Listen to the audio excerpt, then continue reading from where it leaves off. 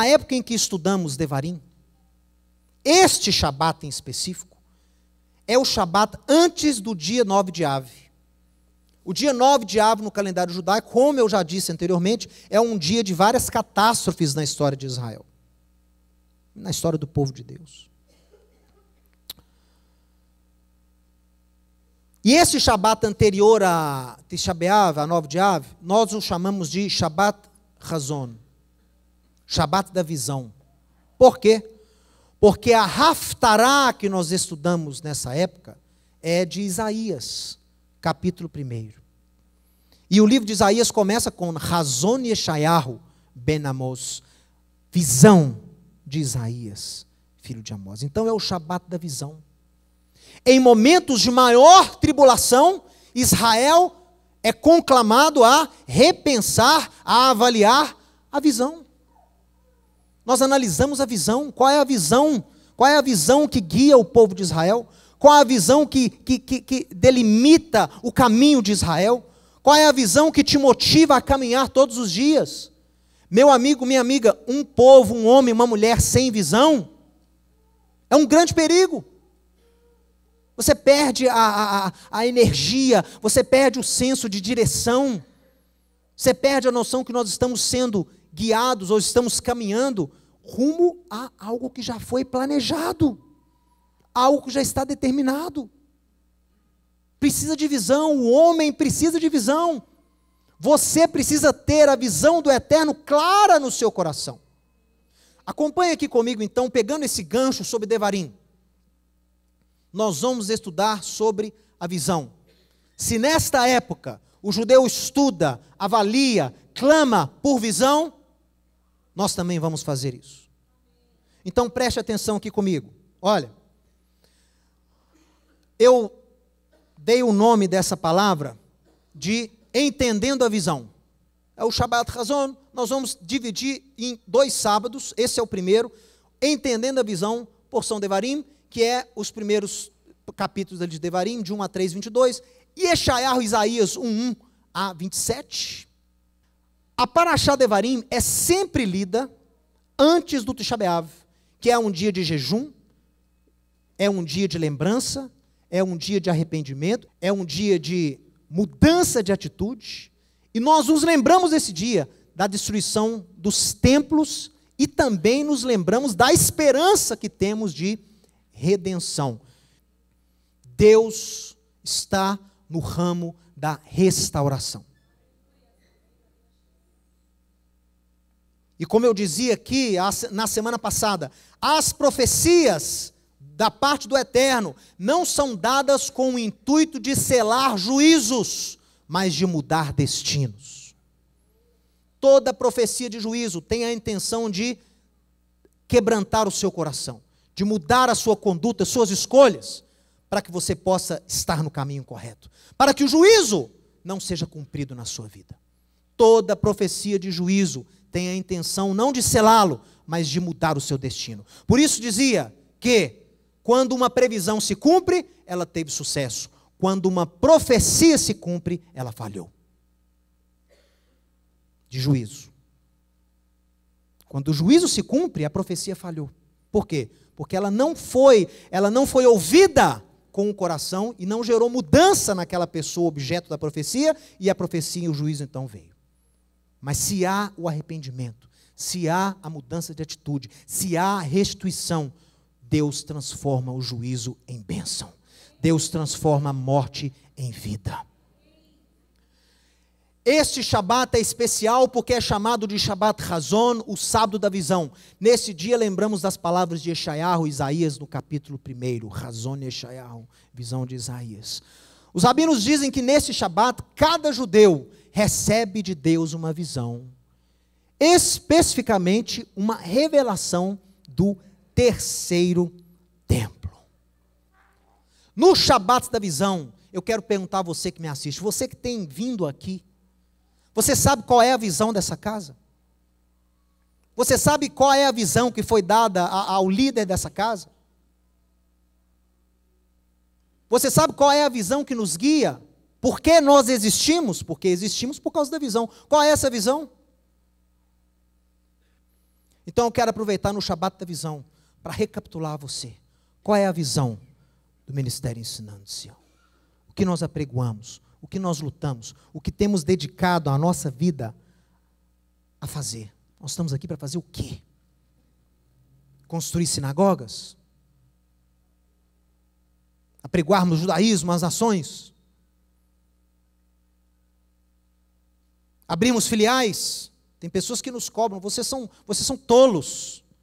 Vocês podiam ser grandes no Brasil, vocês não trabalham com filiais. Mas é claro, minha sede está em Jerusalém, não está em Roma. Quem gosta de filial é Roma. Jerusalém não tem filial. Jerusalém tem ramos. Tem ramos que saem de Sião e se espalham por todas as nações.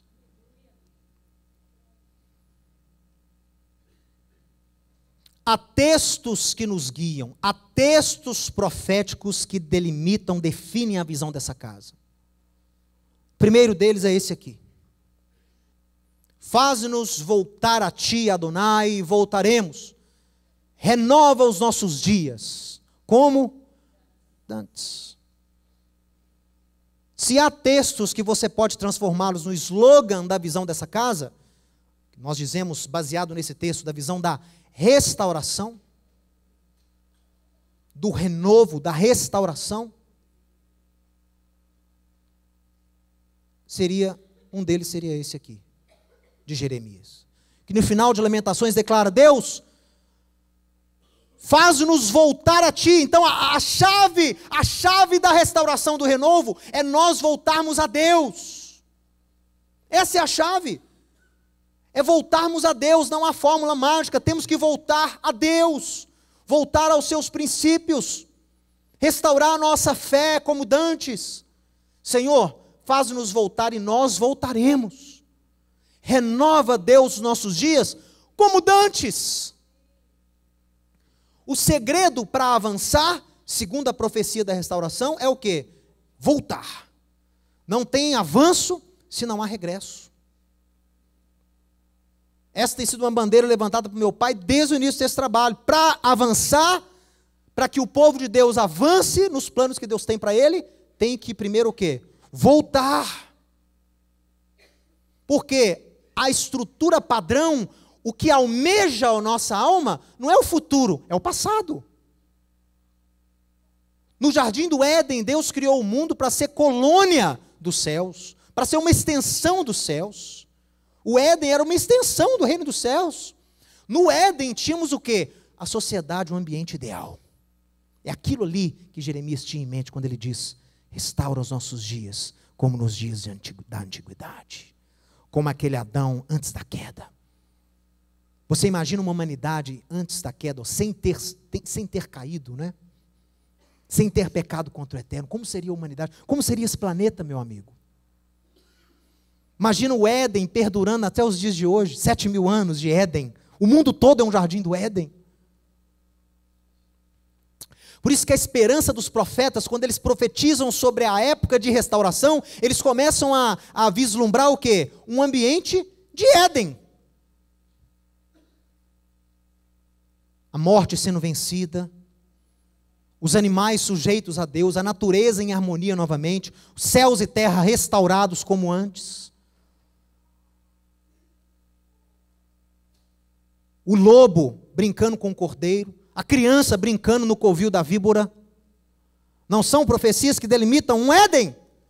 Então é isso que nós temos que aguardar, porque é isso que vai voltar. O Eterno vai restaurar esse mundo para ser como Éden novamente. E a sua vida também, o seu corpo também. Essa é a visão da restauração. Trabalhar para que o mundo seja restaurado, como os profetas definiram. Não é como o Rabino Marcelo visionou, não é como o Mateus acha que vai ser, é como os profetas anunciaram que será. Restauração, céus e terra, e do homem principalmente. E eu me lembro quando meu pai recebeu essa visão, começou a trabalhar nessa visão, foi algo muito próprio dele, nós não aprendemos isso de lugar nenhum. Rabino Shulam já tinha um trabalho parecido, não nos mesmos moldes, mas já tinha parecido, né? Nós somamos forças com ele há mais de 20 anos, mas já existia um trabalho da parte do meu pai, já existia um mover, um desejo de se ver o quê? Ah, mas você não consegue mudar o mundo. Se eu não consigo mudar o mundo, pelo menos a minha igreja, a minha congregação vai ser transformada. Pelo menos na minha congregação vai se viver como viviam ali os crentes, os primeiros discípulos lá no livro de Atos. Então essa sempre foi uma premissa, um dínamo que nos guiava. E eu me lembro uma vez meu pai falando sobre a visão dessa casa, ele também colocou um outro texto como um texto mor, um texto importantíssimo para a visão desse trabalho. Esse é o primeiro, com certeza. E o segundo? O segundo é, tem a visão? Recebeu a visão? Escreve. A palavra de Deus a Abacuque, Adonai me respondeu e disse, escreve a visão, grava-a sobre tábuas, luchot, para que corra quem a lê. Essa é a tradução correta. Leman yarutz korebo, para que aquele que lê, corra, se prepare, para que sirva de aviso, para que as pessoas se preparem, que elas corram e apliquem a visão. Então eu me lembro, grava, recebeu a visão, restaura o mundo, restaura a humanidade, restaurar o povo de Deus. E agora, escreve a visão, mãos à obra, escreve, trabalhe. Assim surgiu o ministério Ensinando de Sião, para cumprir o mandamento de Abacuque. Tínhamos que colocar a visão, formalizá-la, escrevê-la, para servir de testemunho para nós mesmos. Por isso que esse ministério concentra-se no ensino da palavra, no ensino da Torá. Para quê? Para restaurar o mundo, a humanidade, o homem, àquilo que Deus tem em mente. Restaurar ou reformar? Quando começamos esse trabalho, esbarramos nesse dilema. Espera aí, mas já existe, Marcelo, há 500 anos um trabalho desse aí. Você não está começando isso agora, não? Lá na Alemanha, né, no século XVI, surgiram também com o desejo de restaurar. É conhecido como reforma. Não, espera aí. Sou muito grato à reforma. Sou muito grato à reforma. Mas como eu dizia aqui no início, o eterno está mais no ramo de restauração do que reforma. Porque restaurar é você o quê? Fazer conforme o original. Restaurar é trazer a realidade como era aquela realidade lá no Éden. Restaurar é fazer de novo, da maneira correta. Reformar não. Reformar você pode pôr um remendo, você pode pôr uma massa corrida, uma massa plástica, uma Durepox. Na época de Durepox, né, lá em casa tudo eu arrumava com Durepox. Lascava a cama do menino, punha lá uma Durepox. Né? Cano, quebrava cano, cano lá estourava, ia lá e colocava Durepox. Isso é reforma. Deus está preocupado em restaurar a sua vida, restaurar o mundo. Por isso que a restauração, eu nunca vi curso de reforma de alma. Você já viu? Venham fazer o curso de reforma de casamento. Não. Existem cursos, trabalhos de restauração de alma, de restauração de casamento, de aliança. Essa sim pode ser restaurada. Então a restauração vai além. Como que ela vai além? Porque ela dá a intenção da reforma, a intenção reformista é incompleta. Porque há um desejo genuíno de restauração, mas o quê? Não há os elementos necessários para que essa reforma aconteça. A intenção é boa, sola a escritura, sola a fé, é ótimo. Os 5 solas de Lutero são ótimos. As teses lá em Wittenberg, que foram as 95 teses, são fantásticas, recomendo você a lê-las. O trabalho daqueles primeiros reformistas foi fantástico. O problema é que, naquela época, com aquilo que eles tinham, eles ficaram muito aquém daquilo que precisava ter em mãos para que fosse feito realmente uma restauração da fé. Principalmente porque, como diz o Rabino Shulam, não se pode fazer sopa de galinha sem galinha. Não se pode restaurar uma igreja à luz do livro de Atos sem ter o elemento principal que existia lá no livro de Atos: Israel e o povo judeu e o contexto original das Escrituras. E a comunhão entre judeus e não judeus. Isso a reforma não teve. Então a restauração dá à reforma o elemento faltante em 500 anos de luta, que é o quê? Israel, o povo judeu e o contexto original das Escrituras. Esse é o elemento faltante. É isso que falta em 2000 anos de cristianismo. Nós vamos falar mais aqui sobre isso. Mandamentos da parte de Deus, mandamentos proféticos, lá de Apocalipse. Apocalipse 2, falando à igreja em Éfeso: tenho, porém, contra ti. Primeiro Yeshua elogia a igreja em Éfeso, a comunidade de Éfeso, que realmente foi uma comunidade tremenda, linda, discipulada, plantada ali por Yohanan, João.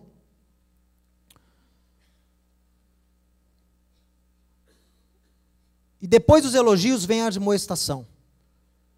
Eu tenho, porém, contra vocês, porque vocês abandonaram o primeiro amor. Lembra-te, pois, de onde você caiu, arrepende e volta à prática das primeiras obras. O mandamento é para lembrar onde caiu, arrepender, entender que a conduta até agora tem sido errada, entender que a interpretação até agora tem sido errada e corrigir. Frutos de arrependimento. Tem gente que lê esse versículo, essa admoestação lá em Apocalipse, e acha que Yeshua está falando dele. Acha que o primeiro amor da igreja é o Yeshua. Não é o contexto ali. Isso é o quê? Isso é o que você foi treinado a ler. Mas uma própria análise contextual, uma análise sintática do texto, não faz sentido nenhum. A igreja é elogiada. Por quê? Olha aqui, deixa eu só ler para você, eu não iria ler não, mas deixa eu ler para você. Só escute, Apocalipse 2, verso 1. Ao mensageiro em Éfeso escreve: essas coisas diz aquele que conserva na mão direita as 7 estrelas e que anda no meio dos 7 candeeiros de ouro. Yeshua. Então, Yeshua está falando para a igreja.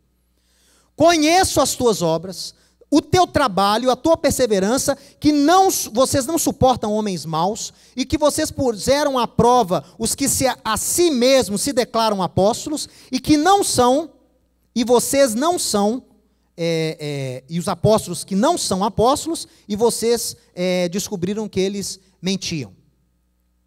E vocês têm perseverado e têm suportado provas por causa do meu nome, e não te deixaste esmorecer. Pergunta: essa congregação havia abandonado Cristo, Yeshua? Olha o elogio que o próprio Cristo faz a ela. Vocês conhecem o trabalho de vocês, então Yeshua conhece o trabalho deles nos céus. Vocês são perseverantes, vocês não suportam homens maus, vocês rejeitam falsos apóstolos, vocês são perseverantes, vocês suportam provas por causa do meu nome, e não deixaste esmurecer. É lógico que essa admoestação que abandonaram o primeiro amor não era Cristo, porque não era o problema da igreja, a igreja estava com Yeshua. Qual era então esse primeiro amor? Não faz sentido. Como que uma pessoa pode ser elogiada nos céus tendo abandonado Yeshua?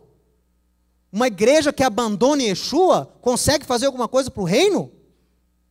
Não é o caso de Éfeso.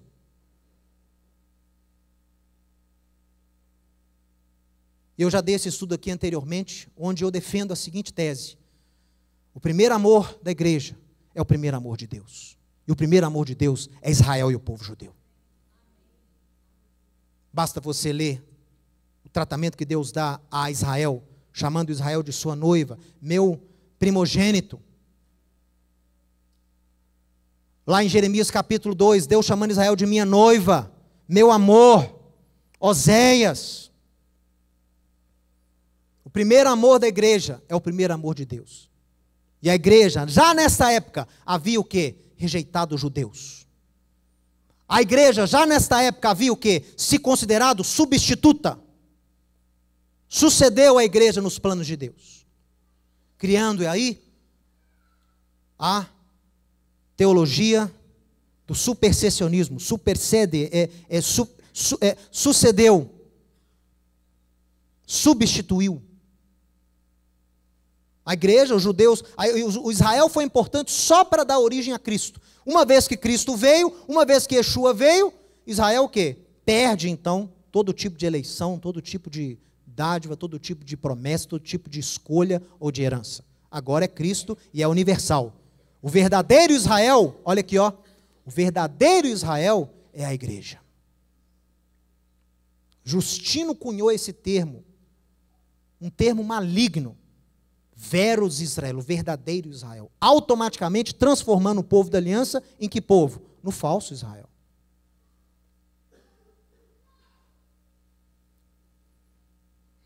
Já nessa época, Yeshua estava alertando, de uma forma atemporal, profética, fantástica, sobre esse orgulho. Que Paulo fala, né? Se vocês começarem a crescer demais, acharem que vocês são alguma coisa, para aí, para um pouco. Saiba que não é vocês que sustentam os ramos, mas a raiz sustenta vocês. Você não está sustentando raiz, você é ramo. Não é bom o vosso orgulho. Os apóstolos admoestavam, Yeshua admoesta, e a igreja mesmo assim caiu nesse erro. Rejeitou Israel, rejeitou o judeu, expulsou os judeus. No século II, judeus crentes já eram expulsos das igrejas. No século II, líderes judeus crentes já eram expulsos da igreja. No concílio de Nicéia, no século IV, nenhum judeu foi convidado a participar. Nenhum remanescente da igreja de Jerusalém, que havia remanescentes da igreja dos judeus, né, da igreja da circuncisão, havia remanescente dela na Galileia, no Egito, na Síria. Nenhum judeu dessas localidades, nenhum bispo judeu foi convidado a participar da criação da fé cristã. Quando a fé cristã foi criada, nenhum judeu foi convidado. De propósito. Porque era uma nova fé, onde o judeu, Israel, a aliança dos judeus não se encaixava. Não tem lugar para vocês aqui.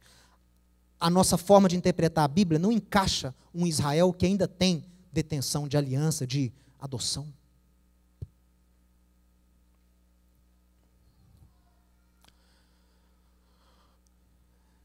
Como era aquela comunidade em Atos, que é aqui o modelo para a gente seguir? Eu creio sim que lá o modelo em Atos é um modelo que a gente tem que buscar, pessoal. Eu creio que a igreja não foi criada em Atos capítulo 2. Na minha interpretação, um povo escolhido para refletir a glória de Deus foi criado em Gênesis 12, não em Atos 2. Em Gênesis 12, há a criação do povo de Deus. De um povo para ser luz às nações. Mas em Atos 2, essa aliança é o quê? É renovada. Essa aliança é potencializada. E a abertura das porteiras é feita. Abre a porteira para quem não é originário do reino. Para quem é de fora. Em Atos 2 foi uma capacitação sobrenatural. E foi nesse momento onde nós tínhamos ali judeus e não judeus pela primeira vez juntos. Em 1500 anos de história de Israel, pela primeira vez, judeus e não judeus juntos, no mesmo ambiente, adorando juntos ao Deus de Israel, com suas dificuldades, estudando a Bíblia juntos, tendo comunhão. Então, esse é um ambiente que para nós deve ser referencial. Como que nós podemos ter a mesma comunidade de Atos? Tendo os mesmos elementos que a comunidade de Atos tinha. Tem alguns aqui, ó, olha. Perseveravam eles lá em Jerusalém na Torá dos apóstolos, doutrina que é de Didahê, instrução. Até isso eles fizeram para poder afastar Israel da igreja. Traduziram Torá como lei. Desde quando Torá é lei? Torá vem da palavra hebraica do radical ierá, que significa o quê? É acertar o alvo. É a terminologia usada em arco e flecha. Quando você ierá, a flecha segue a rota do alvo. Isso é Torá. O que é o morê? Que vem do mesmo, né, da mesma raiz, se você altera uma letra. É aquele que instrui para que se acerte ao alvo. Professor em hebraico, morê. Então, Torá em hebraico não é lei. Torá, pelo original, é instrução. Então, toda vez que você vê no Novo Testamento a palavra em grego, didache, é na verdade o quê? Uma tradução da palavra Torá em hebraico. A Torá dos apóstolos. Olha aqui. Perseveravam na Torá dos apóstolos, na comunhão, no partir do pão e nas orações. E em cada alma havia temor. E muitos prodígios e sinais eram feitos por intermédio dos apóstolos. Diariamente perseveravam unânimes no templo. Olha onde eles iam. Olha onde eles iam. No templo. Que orações eles faziam no templo? As orações típicas dos judeus. Shacharit, Minchá, Ravit. Que canções eles cantavam? As canções que eram cantadas no templo, escritas por Davi, talvez até com os mesmos instrumentos que o rei havia feito, se tivessem sido preservados, teria sido com os mesmos instrumentos. Cantavam os salmos, oravam as orações típicas que nós oramos aqui todo sábado. Isso eles faziam. Louvando a Deus e contando com a simpatia de todo o povo. Pessoal, vamos solidificar a visão que Deus nos deu. Você que acompanha o Sinal de Sião, você que tem vindo aqui, você que é simpatizante nosso, você que muitas vezes, por não entender a nossa visão, tenta nos aproximar a outros padrões que você tem na sua cabeça. Eles podiam ser mais judeus, eles podiam ser menos judeus, eles podiam ser mais evangelistas, eles podiam ler menos em hebraico. Então você fica assim, por quê? Você não está entendendo quem eu sou. Para solidificar essa visão da casa, eu quero te dar aqui 4 pontos. E hoje nós vamos estudar os 2 só, primeiros. Semana que vem estudaremos os outros 2. Primeiro ponto, que eu acho que traduz a necessidade de restauração do povo de Deus. Tanto entre judeus como entre cristãos, mas principalmente entre cristãos. Quando eu confeccionei isso aqui, eu pensei na cristandade, na igreja cristã, e não em Israel. Mas esses conceitos aplicam-se a ambos os povos. Porque ambos estão distantes da raiz. Israel também precisa ser restaurado. Israel também precisa restaurar suas raízes. Muito. Mas vamos falar aqui um pouco sobre a igreja chamada cristã. Primeiro ponto de atenção que precisa ser tratado.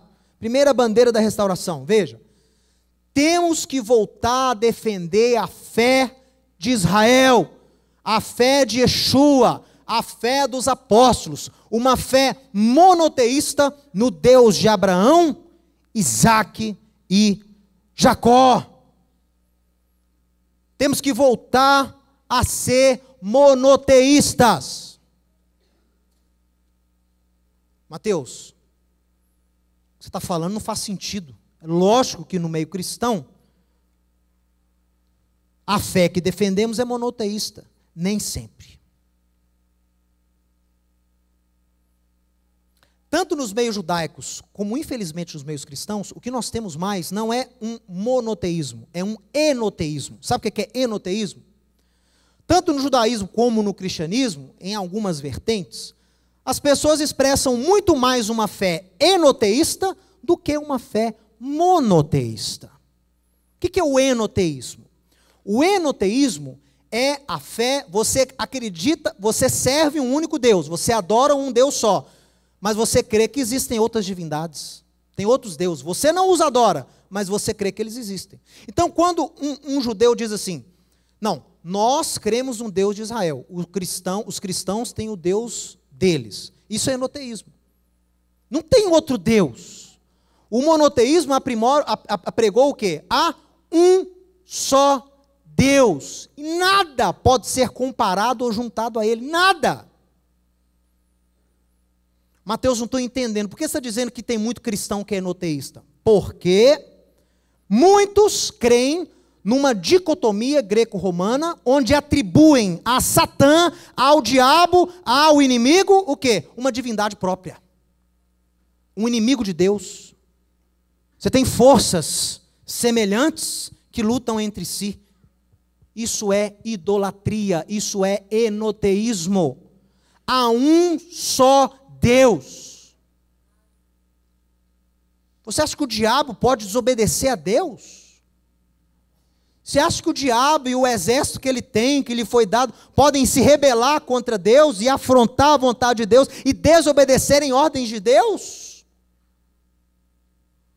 Então, este conceito herdado do mundo grego tem contaminado o mundo cristão até os dias de hoje e representa uma forma de enoteísmo. O diabo não tem poder de Deus, ele não é uma divindade. Ah, mas tem pessoas que o adoram, são satanistas. É gente doido. É gente que não entende que a própria natureza dele não lhe permite ser adorado. Ele não tem uma divindade de Deus. Ele é um servo de Deus. Para o mal, mas é servo de Deus, ele não é independente. Ele não é independente. Mateus está falando que ele não guerreia contra Deus? Não. Ele guerreia contra você. Você. Olha para quem está ao seu lado. Ele é inimigo do diabo. O diabo foi criado para poder o quê? Para poder materializar o seu livre-arbítrio e tentar convencer você a fazer as escolhas corretas, tentar te influenciar a tomar as escolhas, as decisões erradas, que contradizem a lei de Deus. Ele é seu inimigo, não de Deus.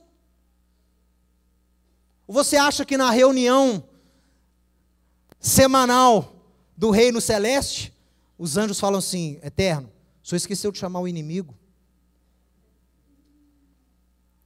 Não tem que chamar inimigo. Todos os servos de Deus se apresentam diante de Deus, inclusive Satã. Ele é criatura de Deus, ele foi criado, colocado no jardim para materializar o livre-arbítrio humano. Foi criado para isso. Tem na sua natureza esse desejo de o quê? De fazer você errar. Então, esse tipo de conceito na mentalidade cristã é um tipo de enoteísmo.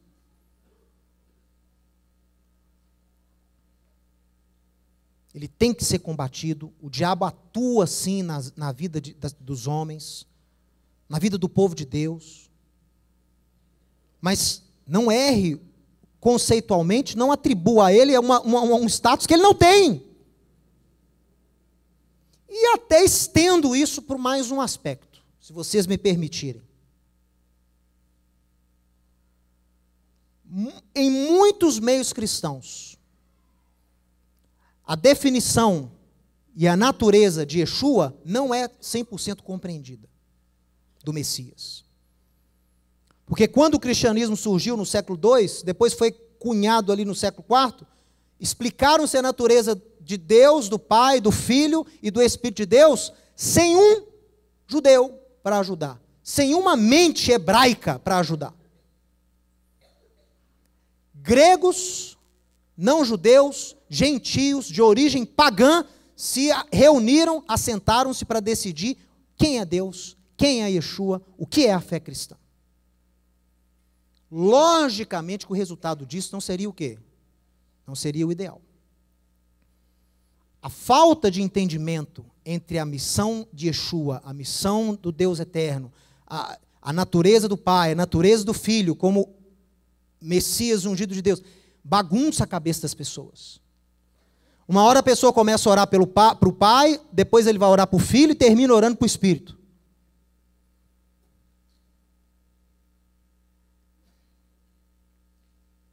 Na cabeça de muitos cristãos, por causa dessa herança, não está muito definido. Leia os meus lábios. Eu não preciso de nenhum padre, de nenhum ex-filósofo grego, de nenhum sírio, de nenhum concílio de gentios para me explicar quem é Deus e quem é Yeshua. Muito antes deles nascerem, eu tenho profetas que Deus deu a Israel e ao mundo. Eu tenho um Isaías que chama esse menino de Deus forte, maravilhoso conselheiro, príncipe da paz, pai da eternidade.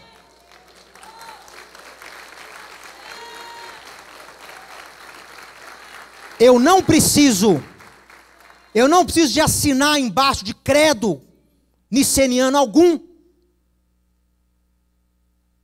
para ser considerado um servo de Deus. Eu tenho Isaías, eu tenho os profetas de Deus. Se Jeremias chama ele de Deus forte, quem sou eu para falar que ele não é Deus? Se Jeremias o chama de Adonai Tzidkenu, Senhor nossa justiça, quem sou eu para falar que ele não é?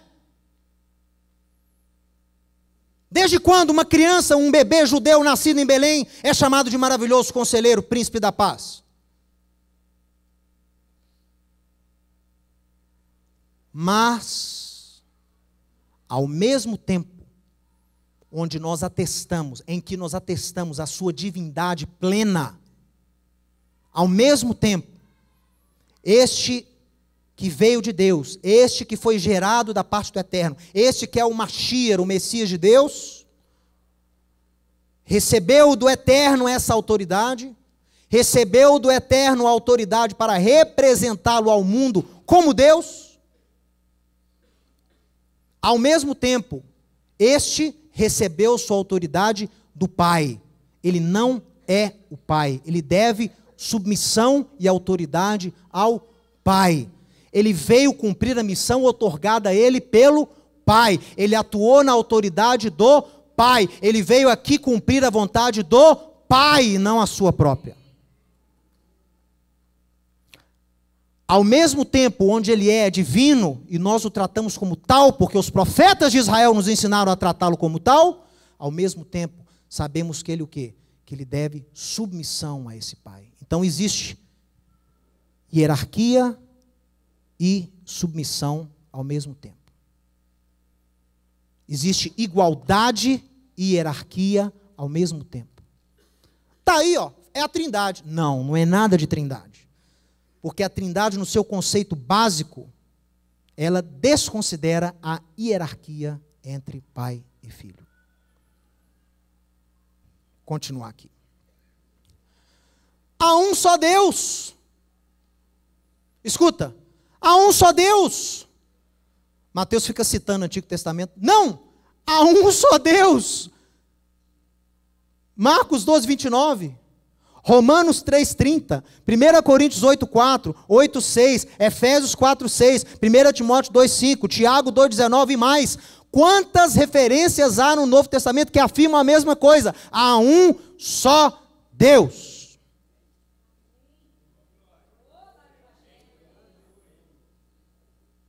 Vamos aprender com os apóstolos. Há um só Deus, Criador dos céus e da terra, e um só Senhor, um só mediador entre esse Deus e nós, a saber quem? Yeshua HaMashiach. E Ele é Senhor, porque Deus lhe fez Senhor. Ele é tratado como Deus por quê? Porque Ele representa Deus a nós na sua plenitude. Nele habita corporalmente a plenitude da divindade de Deus. Não venha você tratá-lo como um mero profeta. Não venha você tratá-lo como um mero rabino do primeiro século. Ele é o Mashiach de Deus. A idolatria nos dias atuais é sutil e altamente devastadora, afastando as pessoas de compreenderem a verdadeira identidade de Deus, a quem servem e quem eles são no reino. Quero lembrar a você que o nosso Senhor tem um Senhor. Porque isso não é ensinado. Isso é Bíblia. E eu vou ler algumas passagens para você. O nosso Senhor tem um Senhor. Salmo 110, que Yeshua mesmo cita. Qual é o Salmo 110? Vamos falar de qual? Disse Adonai ao meu Senhor, assenta-te à minha direita. Ok? Ali está Senhor, Senhor, mas no original é tetragrama e Adonai. Disse Adonai ao meu Senhor.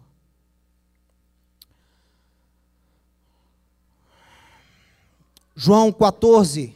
Pode só, se você não quiser abrir comigo, ou não tiver tempo, escute. João 14, 28. Ouvistes que eu vos disse, vou e volto para junto de vós. Se me amasseis, alegrar-vos-ieis de que eu vá para o Pai, pois o Pai é maior do que eu. 2 Coríntios 1, 3. É uma típica abertura de epístola do apóstolo Paulo. Só que as pessoas leem e não prestam atenção. Bendito seja o Deus e Pai do nosso Senhor Yeshua, Pai de misericórdias, Deus de toda a consolação. Bendito seja o Deus e Pai do nosso Senhor Yeshua. Entenda, eu não vou ler tudo aqui não, porque não vai dar tempo, mas todas são admoestações semelhantes. Bendito o Deus e Pai do nosso Senhor Yeshua, ou Paulo diz, bendito seja o Deus criador de todas as coisas, e o nosso Senhor Yeshua HaMashiach. Então, mas é bem claro.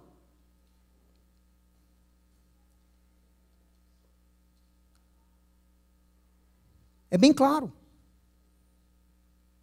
Até lá no final de tudo. Eu pus ali o último, porque eu achei que ele seria importante. Lá no final de tudo, Paulo fala, né, que no final o filho iria o quê? Devolver o reino ao Pai. E o próprio apóstolo Paulo diz, quando diz que Deus submeteu a ele todas as coisas, porque o Messias, tudo lhe foi submetido, por isso que ele é rei, Paulo dá um adendo, né, tem um parênteses. Porém, quando fala que tudo lhe submeteu, exclui o quê? Aquele que lhe submeteu todas as coisas. Aquele que deu autoridade não pode ser menor. E no final, Yeshua vai fazer o que com o reino? Vai entregar novamente ao Pai. Apocalipse 1:6. Aquele que nos ama e pelo seu sangue nos libertou dos nossos pecados e nos constituiu o reino. Aqui, ó, está falando de Yeshua, ok? Ele nos ama, pelo seu sangue nos libertou, é o único ser cujo sangue perdoa pecados. Nos constituiu o reino, sacerdotes para o seu Deus e Pai. A ele, Yeshua, a glória, o domínio pelo século dos séculos. Lá no final, você vai ver os santos entoando o quê? A canção de Moisés e a canção do Cordeiro. Ao nosso Deus que se assenta no trono e ao Cordeiro pertencem a salvação e o domínio pelo século dos séculos. Ele é Deus, mas ele atua na autoridade de quem? Do seu Pai. E não venha você me acusar, Mateus não é mais cristocêntrico, porque eles usam. Eu estou defendendo as Escrituras. É um entendimento que nós precisamos restaurar no meio cristão. Você está falando que eu não sou discípulo de Cristo por apregoar o que Cristo ensinou? É um pouco complicado isso. Não use Cristo para separar as pessoas de Cristo. Não use Yeshua, não use a Bíblia para impedir com que as pessoas sigam a Bíblia. Isso sim é heresia. Olha, ponto 2. Então, ponto 1, voltar a defender a fé monoteísta, no Deus de Israel. A fé no Deus de Abraão, Isaac e Jacó. Não venha você rasgar a identidade do meu Deus. Ele é conhecido no mundo como Deus de Abraão, Isaac e Israel. Se você não vai com a cara de judeu, vai servir a outra entidade. Vai servir o sol, a lua, as estrelas, os demônios. Deus deu isso para você servir, caso você fosse rebelde. Lê Deuteronômio, capítulo 4. Deus permitiu que o mundo seguisse a idolatria dessas coisas como punição para a sua rebeldia.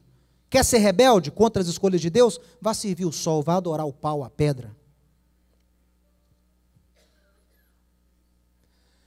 Devemos devolver à palavra de Deus o seu status como autoridade sobre as nossas vidas.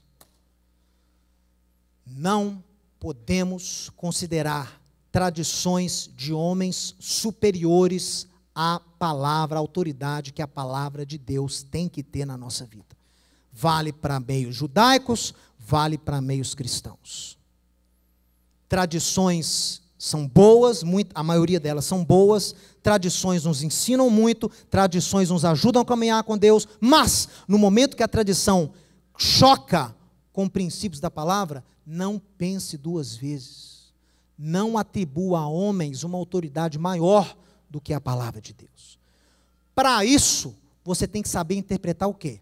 A palavra de Deus. Porque como você não sabe interpretar, ou falaram para você que você não consegue interpretar, o que fizeram?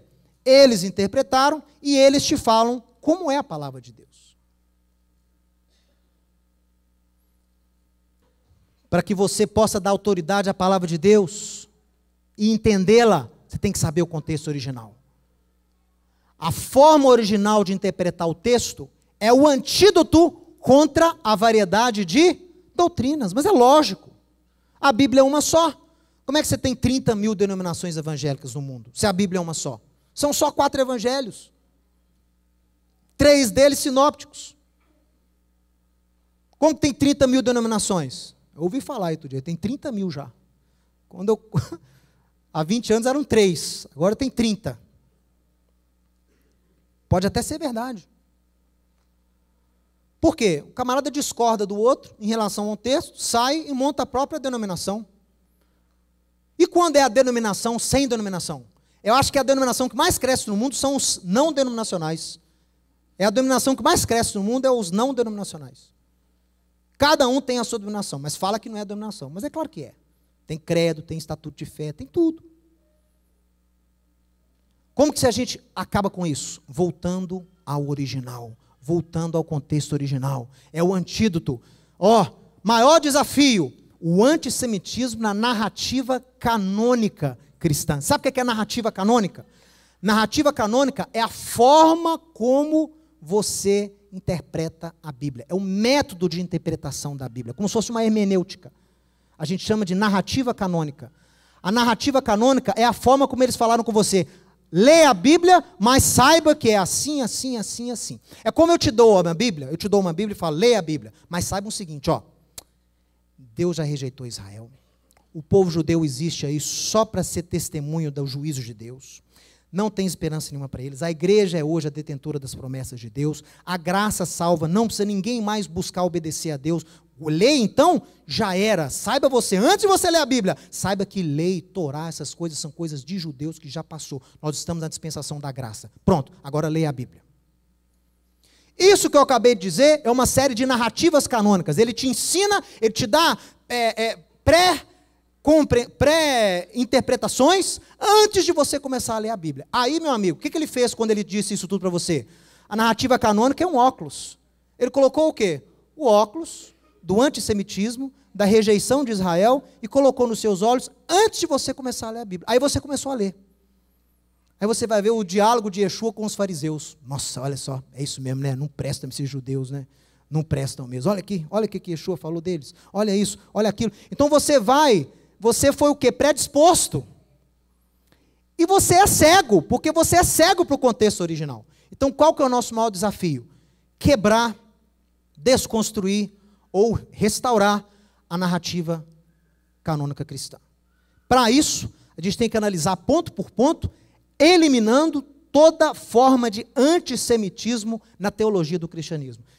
Temos que voltar a ler a Bíblia no original. Não é difícil, porque hoje você tem a língua hebraica, hoje você tem judeu messiânico, 1 milhão já somos no mundo inteiro, viu?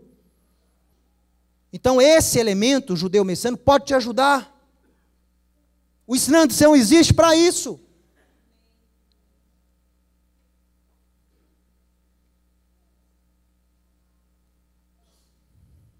Mas para que você possa primeiro ouvir o que eu tenho a dizer, você não pode colocar a tradição acima de Bíblia. O povo adora citar aqui os fariseus, quando Yeshua em Mateus 15, eu acho que foi aqui mesmo, os fariseus e escribas disseram para Yeshua, por que os seus discípulos transgridem a tradição porque não estão lavando a mão antes de comer? Aí Yeshua, como bom rabino, responde com outra pergunta. E por que vocês transgridem a lei de Deus por causa da vossa tradição? Transgredir a lei de Deus por causa da tradição. Existe. Por quê? A lei de Deus fala honrar pai e mãe, sustentar na velhice, né? Com grana. E aí vocês criaram uma tradição aí que se o herdeiro, se o jovem, se o filho doa toda a herança dele para o templo, vai viver de rendimentos do templo e está isento de ajudar financeiramente pai e mãe. Lindo. Transgrediram o mandamento de Deus por causa da vossa tradição.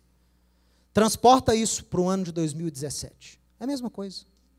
A gente fala coisas aqui, heresia. Por que heresia? Ah, porque fulano falou, não sei o quê, fulano, beltrano. Pessoal, vamos voltar ao que está escrito na Bíblia. Ah, nós não estamos mais debaixo da lei.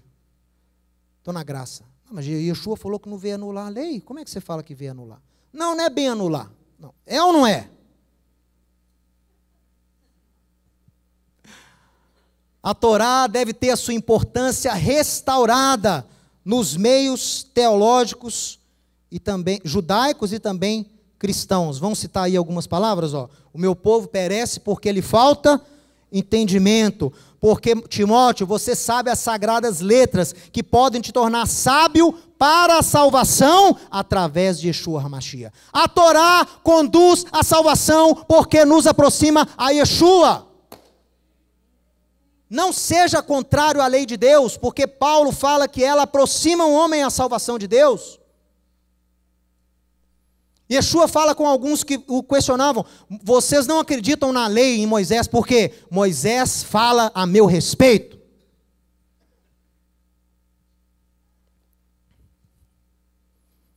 A lei é santa, o mandamento por consequente santo, a lei é boa, o mandamento santo, justo, bom. Paulo falando de novo, Romanos 7, a lei é espiritual, foi dada para definir o pecado. Só tem problema com a lei de Deus, para citar aqui o Paul Washer, só tem problema com a lei de Deus quem tem problema com o pecado. Quem peca tem problema com a lei de Deus. Quem busca ser santo, não tem problema com a lei. A lei é para o pecador. Então, temos que encerrar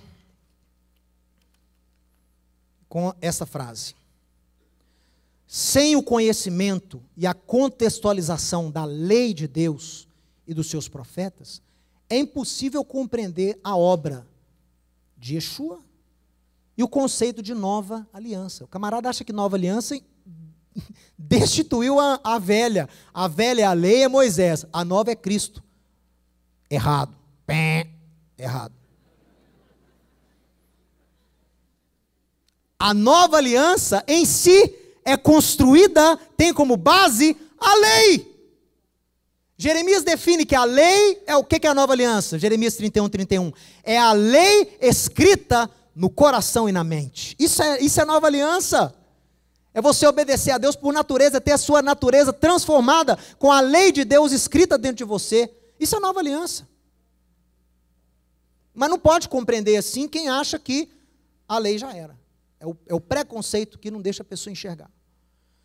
Yeshua e os que foram ungidos por ele, para legislarem em prol do povo, ensinaram conforme a lei, a Torá e conforme os profetas. Ninguém, escuta, nem Yeshua, nem Paulo, nem Pedro, nem Tiago, nem João, ninguém anulou ou destruiu a lei de Deus. Pelo contrário, a lei, através desses homens, foi confirmada e não anulada. Foi cumprida, foi aprimorada e não destruída e não cancelada. Temos algumas passagens aqui que mostram a importância, da lei do Eterno. Então, quando vierem com aquela narrativa canônica do cristianismo, a lei é ruim, a lei é maldição, eu estou debaixo da graça, não estou debaixo da lei, você começa a citar as escrituras para a pessoa. Por quê? Se a lei é ruim, se a lei é antiga, se a lei é retrógrada, se a lei é atraso na vida do discípulo, então, quando Davi escreveu aqui no Salmo 40, verso 8, né, ele escreve: então, agrada-me fazer a tua vontade, ó Deus meu, porque dentro do meu coração está a tua Torá, a tua lei. Então Davi era um herege. Davi não tinha o Espírito Santo. Escreveu sem a unção do Espírito Santo. Depois ele escreve, né, no Salmo 119, que é o salmo que mais fala da beleza da lei: ó como amo a tua lei, ó como amo os teus mandamentos, bendito o homem que medita nessa lei de manhã e de noite. Tenho prazer em estudar a tua lei, os teus preceitos no meu coração.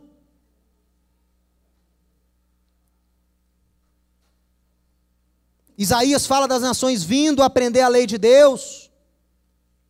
Profetizou tudo errado, não é? Porque não tem mais lei.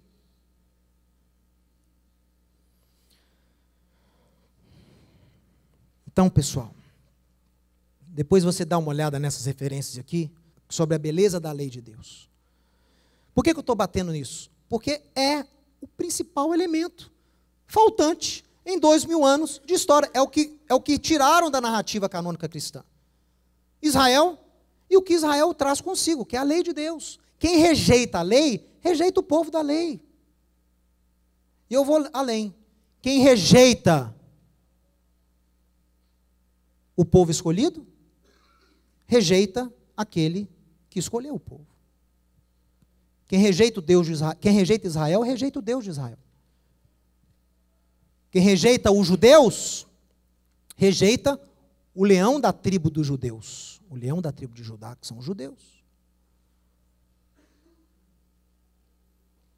Esse é o intuito, restaurar o povo de Deus, restaurar a igreja, restaurar Israel, para que possamos nos preparar para novos céus e nova terra, para que possamos preparar o caminho, aplainar o caminho para o nosso ungido, que já está retornando, e ele sim vai reinar de Jerusalém, e para lá sim vão afluir todas as nações, todos os povos, todas as tribos, de todas as línguas, raças, cores, e todos vão subir, não para fazer turismo lá em Israel, eles vão subir para aprender a lei de Deus, eles vão aprender a Torá, eles vão aprender os estatutos de Deus, e não vão mais aprender sobre guerra, mas vão aprender a amar o Senhor de todo o coração, de toda a alma e com toda a força. Shabbat Shalom e até a próxima etapa do nosso curso. Shalom.